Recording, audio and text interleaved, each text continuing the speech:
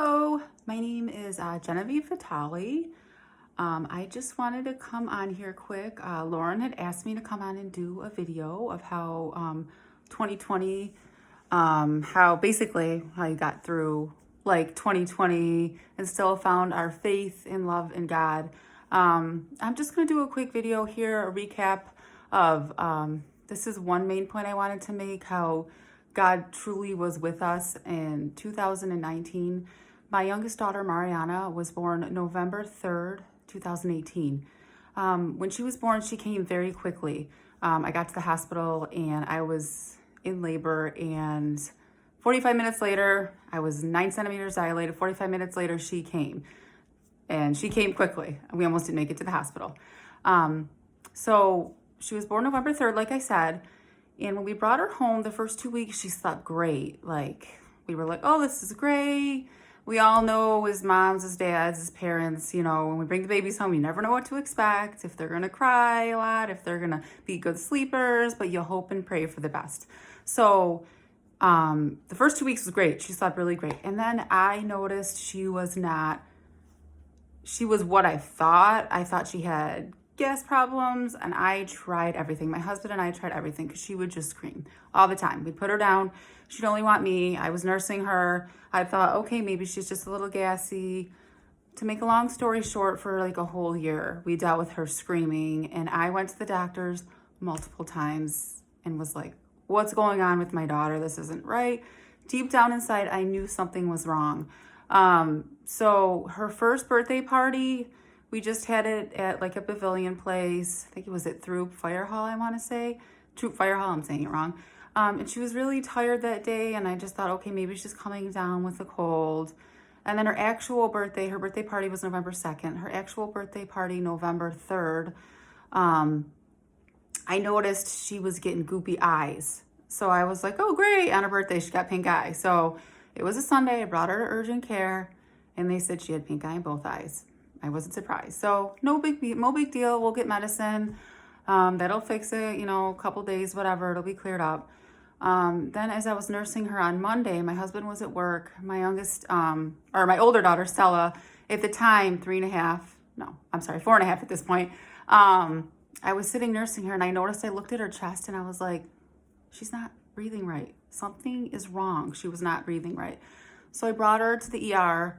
They did a bunch of testing, and they just thought it was something viral. No big deal. Just bring her home, monitor her. If anything happens again, let us know. So again, a couple days had passed. Thursday, November 7th, I think. Was it November 7th? Yes, the 7th, November 7th.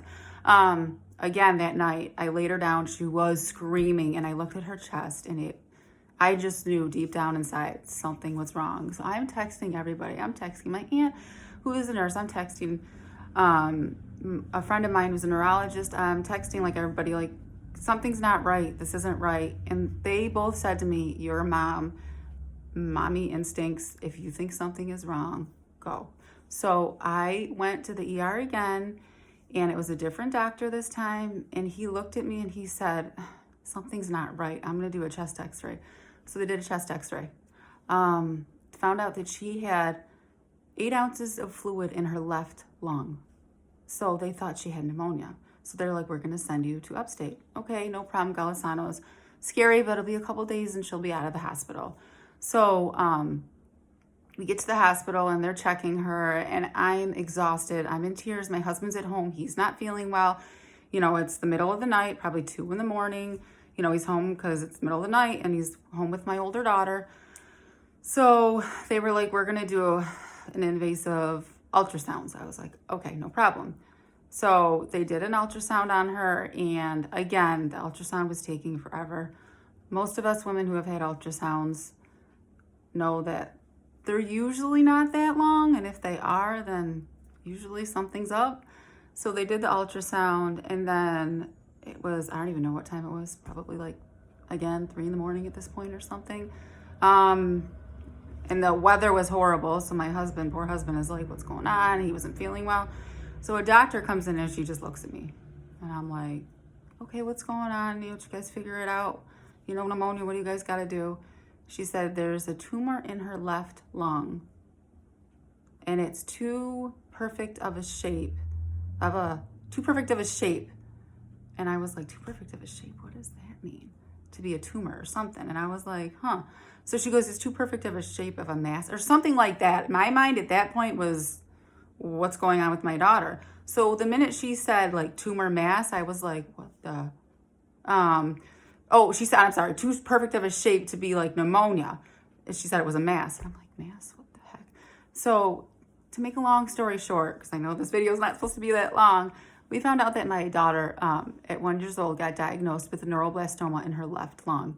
We found out the tumor was 75% of her left lung. So they wanted to do, because it was pushing down on her diaphragm and pushing on her heart, they wanted to do chemo to see if they could shrink the tumor.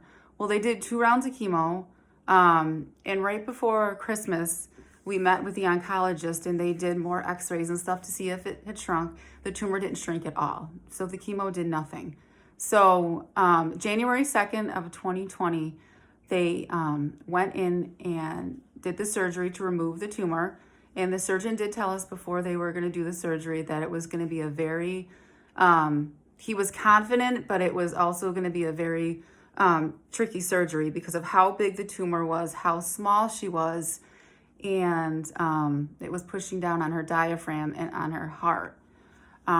So what I'm getting at is, thank the good Lord, it was a very stressful few months that we went through. It was the worst few months of our entire life. But on January 2nd, when after the surgery was supposed to be like 6+ hours, he came back out after I think it was 2.5, 3 hours.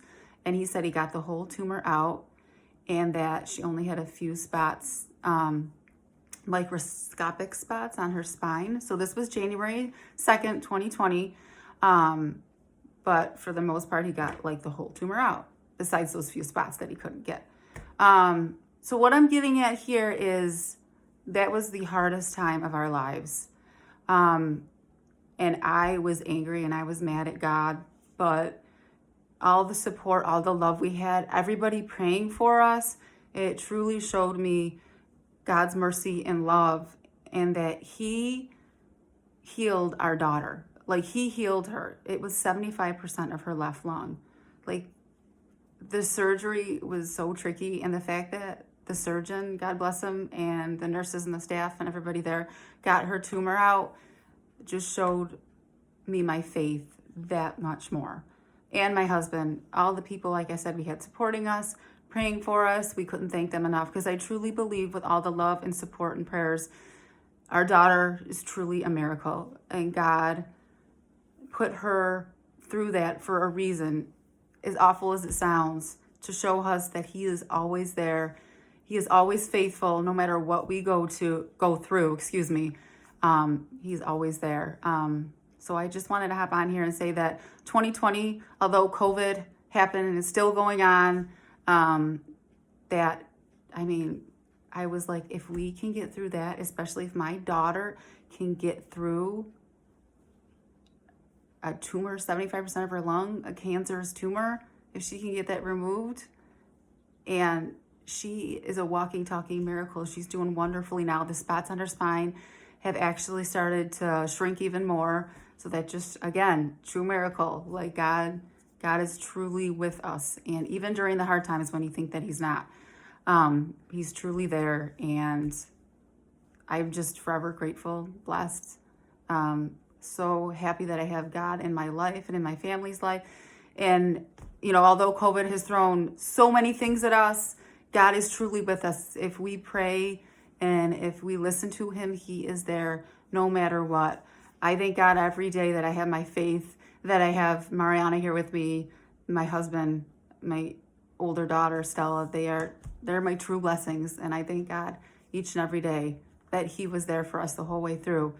So if you're going through something, just reach out to somebody. I encourage you to reach out to somebody. That person could also be going through something and just need to hear your voice. And, you could be their saving grace and vice versa. So like I said, I hope this message finds you all well. I hope you find something today that brings you peace, whatever it may be. If anybody ever wanted to reach out to me, I'm always here. Whatever anybody's going through, if you need to just talk, vent, I'm always here. I hope everybody has a wonderful day, and I hope my story brought some peace to anybody who was going through something really hard. Have a great day. Bye.